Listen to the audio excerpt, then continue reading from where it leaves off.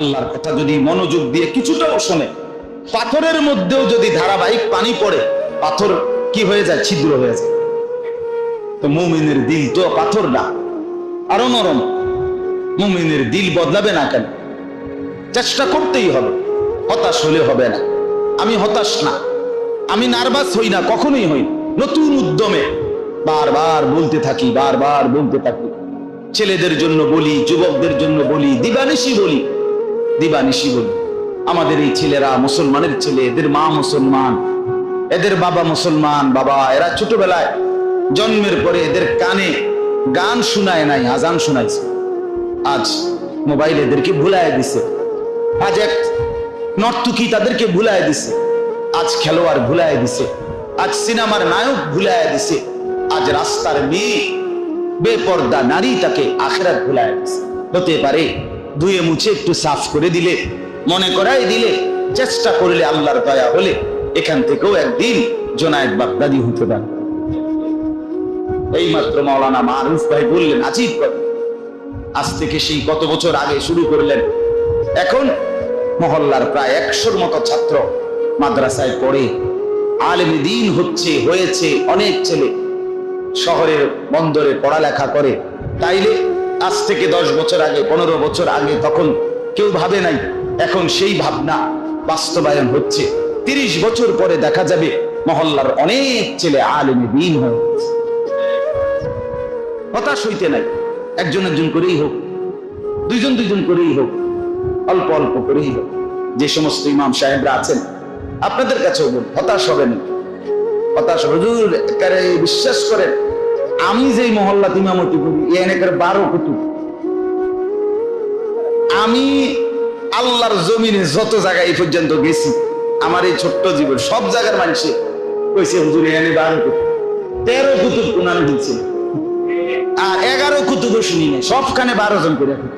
তার মানে প্রত্যেক জায়গায় শয়তান বান্দরা মানুষ, ফাসাদ করা, ফিতনাবাজ এবং ঝগড়াটে, ষড়যন্ত্রকারী, বিদ্বেষকারী, হিংসুক আল্লাহর জমিনের সর্বত্র আছে। কথা বুঝেন না? এখন এমন কোন এলাকা বাংলাদেশে যে ইউনিয়ন, যে হুজুর এই ইউনিয়নের এই মাথার থেকে হে মাথা পর্যন্ত সবাই আব্দুল কাদের জিলানির ঘরের লোক? এটা কোন এলাকাটা? তাহলে 12 কুতুব নাই কোনা নেই, এটি কোনো কথা না। ঠিক কিনা বলে? আমার মেহনত করে যাও, আমার চেষ্টা চালায়া যাওয়া, অব্যাহত চেষ্টায় একদিন আল্লাহর দয়া হবে, আল্লাহর মেহেরবানি, আল্লাহ তৌফিক দান। চলেন 6টা আমল ইসলামের প্রাথমিক যুগে, একবারে প্রথম দিকে কোরআন নাজিল যখন শুরু হয়, ওই সময়ে প্রথম 2, 3, 4 বার যখন কোরআন নাজিল হইতেছে, এই সময়ে এই সূরা নাজিল হয়েছে। এই সূরার মাধ্যমে আল্লাহ তাআলা প্রথম 10 আয়াতে নবীজি সাল্লাল্লাহু আলাইহি ওয়াসাল্লাম এবং সাহাবায়ে কেরামকে বলেছেন 6টি বিষয়ে, খেয়াল করেন কথাটা, 6টি বিষয়ে তোমরা অভ্যস্ত হও, তাহলে পুরা ইসলাম মানা, দ্বীন মানা, আল্লাহর বিধান মানা, নেক আমল করা, গুনাহ ছেড়ে দেওয়া, এই বিষয়গুলোর যোগ্যতা অটোমেটিকলি আল্লাহর দয়ায় তোমাদের মধ্যে চলে আসে। কয়টি বিষয়ে অভ্যস্ত হও? 6। একজন সালেক, একজন আল্লাহর পথের প্রতীক, একজন জান্নাতের প্রত্যাশী, জাহান্নাম থেকে যে নিজেকে বাঁচাইতে চায়, আল্লাহকে রাজি খুশি করে যে মরতে চায়, সমস্ত শরীয়তের বিধান যে মানতে চায়, ইমানের 77 শাখা সবগুলো যে পালন করতে চায়, আল্লাহকে পুরা রাজি খুশি করতে চায়, আল্লাহ প্রথম দিকে ইসলামের শুরুতেই এই সূরা নাজিল করে বললেন, বন্ধু সবাইকে নিয়ে বিশেষভাবে 6টি বিষয়ে অভ্যস্ত হন। এই 6 বিষয়ে যদি অভ্যস্ত হন, তাইলে আশা করা যায় ইনশাআল্লাহ পুরা ইসলাম আমল করা, মানা, আদেশগুলো পালন করা, নিষেধগুলো ছেড়ে দেওয়া আপনি এবং আপনার উম্মতের জন্য সহজ হয়ে যায়। 1 নাম্বার হলো কিয়ামুল লাইল। কুমিল লাইলা ইল্লা কালিলা। 1 নম্বরে বন্ধু রাত্রি জাগার অভ্যাস করুন, তাহাজ্জুদের নামাজ।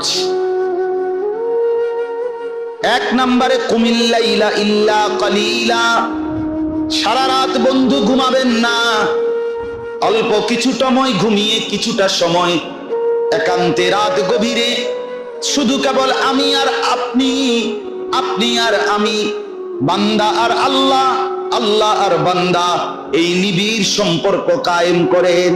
সুবহানাল্লাহ।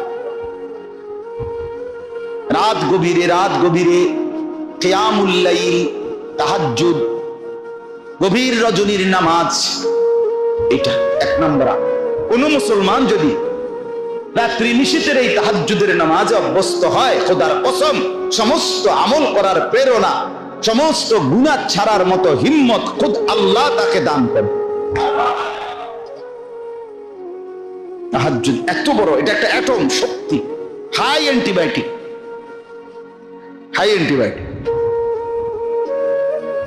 কার্যকর একটি শক্তি তাহাজ্জুদের নামাজ। আল্লাহর নবী সাল্লাল্লাহু আলাইহি ওয়াসাল্লাম বলেন, আলাইকুম বিকিয়ামিল লাইল, আমার উম্মত সর্বদাই রাত্রি জাগা তাহাজ্জুদের নামাজকে মজবুত ভাবে ধরো। কেন? ফাইন্নাহু দাবুস সালিহিনা ক্বাবলাকুম, তোমাদের পূর্বে আদম থেকে যত নেককার লোক ছিল, সমস্ত নবী, আউলিয়া, আতকিয়া, সমস্ত নেক বান্দাদের চিরাচরিত অভ্যাস ছিল, সমস্ত নবী আউলিয়া তাহাজ্জুদ নামাজে অভ্যস্ত। 2, ওয়াহুয়া কুরবাতুন লাকুম ইলা রাব্বিকুম, এই তাহাজ্জুদ তোমাদেরকে তোমাদের রব আল্লাহর একদম ঘনিষ্ঠ বানিয়ে দেয়। 3, ওয়া মাগফিরাতুন লিস-সাইয়্যাত, তোমাদের সমস্ত গুনাহ এই তাহাজ্জুদ নামাজ মিটিয়ে দেয়, মোচন করে দেয়। 4, ওয়া মানহাতুন আনিল ইসমি, তোমাদেরকে সমস্ত গুনাহ থেকে এই তাহাজ্জুদ নামাজ বিরত থাকতে সাহায্য করে। এই এক নম্বর আমল, রাত জাগা, রাত্রি জেগে তাহাজ্জুদের নামাজ পড়ো। কমপক্ষে যদি ঘুমের থেকে উঠা রাতের 3টা, 3:30 যদি কোনোভাবে নাই পারেন, ঘুম যাওয়ার আগেই 4 রাকাত নামাজ পড়ো। আল্লাহ তাআলা এর বরকতে আপনার জীবন সাজিয়ে, হিম্মত আসবে, ইমানের শক্তি আসবে, আমলের নূর আসবে, আখিরাতের ফিকির আসবে, চেহারা নূরানি হবে, অন্তর আলোকিত হবে, শুধু নেক করতেই মন চাইবে, শুধু গুনাহ ছাড়তেই মন চাইবে। 1 নম্বর আমল, যা শুরুতে বলছি, ইসলামের প্রাথমিক যুগ, তাফসীরের মধ্যে আছে সাহাবায়ে কেরাম সারা রাত, নবীজি সারা রাত নামাজে দাঁড়িয়ে থাকত, সারা রাত পড়ে মজা পাইত। এই জন্য 1 নম্বর, অনেক ব্যাখ্যা আছে, আমি শুধু সংক্ষেপে বললাম 1 নম্বর আমল।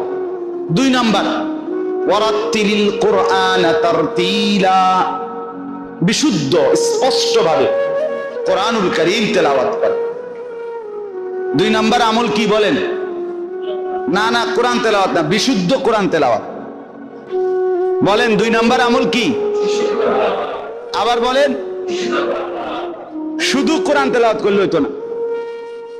ওই দাদা কইছে বাইনতাম দান, বাইনতে আছি উদা দান। উদা দান বুঝেননি? মানে বিজা দান, বিজা শুকনা না আর কি। বিজা দান যদি বাইন্যায় মানে বাঁধে ঢেকির মধ্যে, তাহলে যতই কি করুক এটার বাইরাক সাইল বাইর হয় না। কেন? দান বিজা।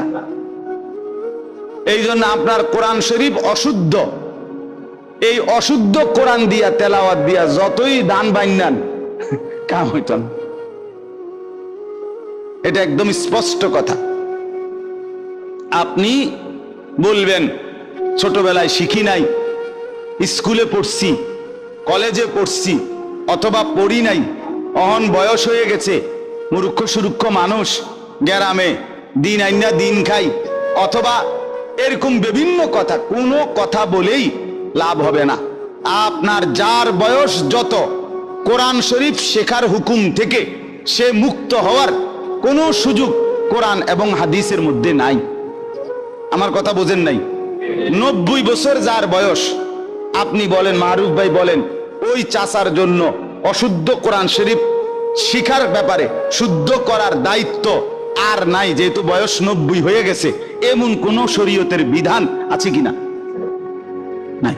শিখতে হবে ওনাকেও, না না না, ছাড় ছাড়, ছাড় আসেনি হেটা জিগাইছি যে না আমনের যেহেতু বয়স হয়ে গেছে বাবুরে আমনে অন যে হওয়াদের আছেন এমনি চালাইতে থাকেন, না না এমন কোন হুকুম।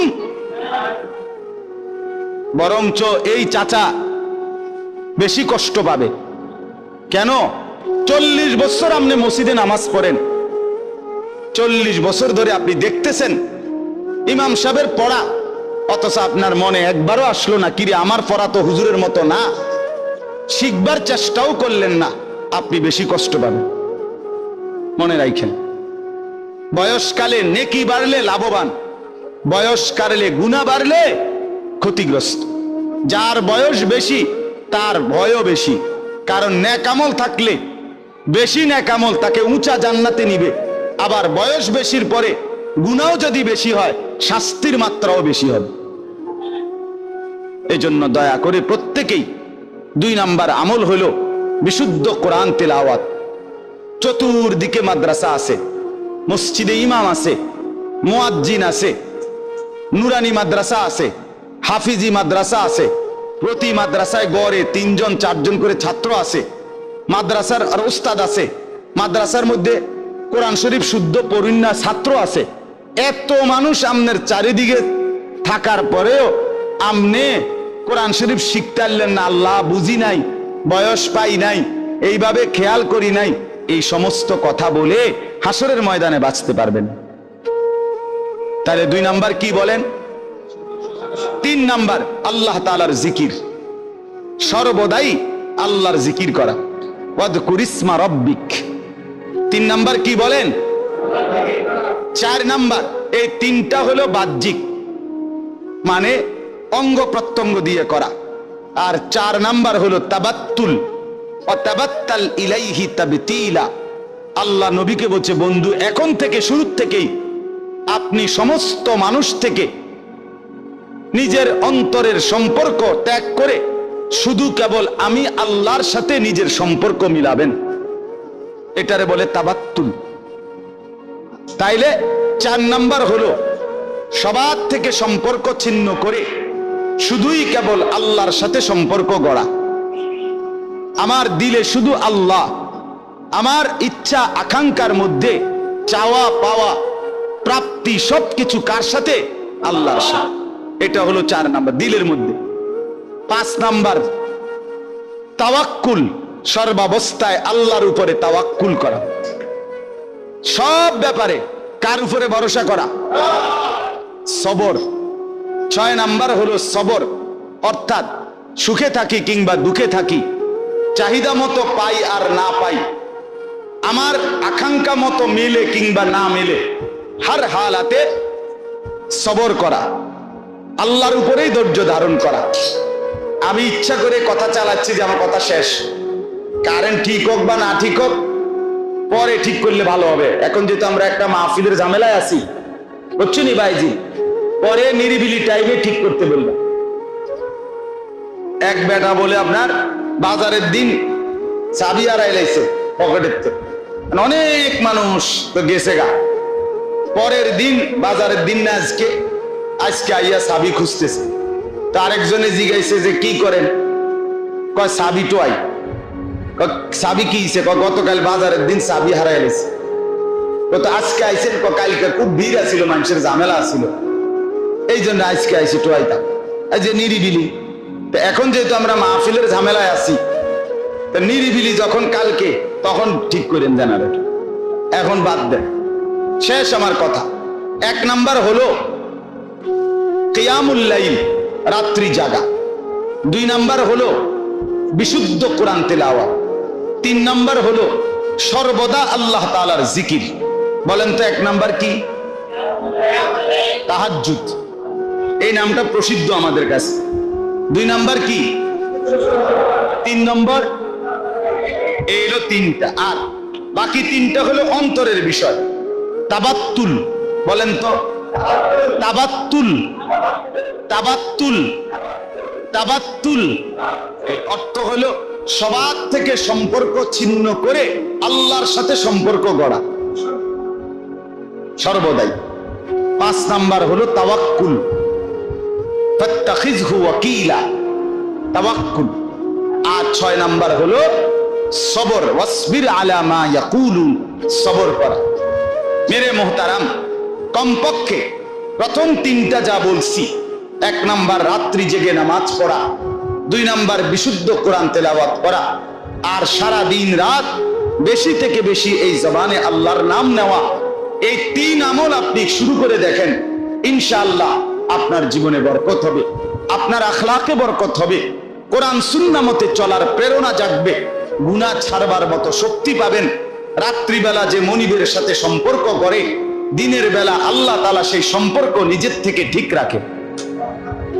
এজন্য তাহাজ্জুদ, রাত গভীরের নামাজ পড়ার চেষ্টা করবেন। আজকে এই লম্বা কথাগুলো যা বলা হলো, এই কথার মধ্যে আপনাদের জন্য আমার প্রথম কথা ছিল এই যে প্রত্যেকেই আল্লাহর কথা শুনবার ক্ষেত্রে মনোযোগী হবেন, ঠিক আছে না ইনশাআল্লাহ।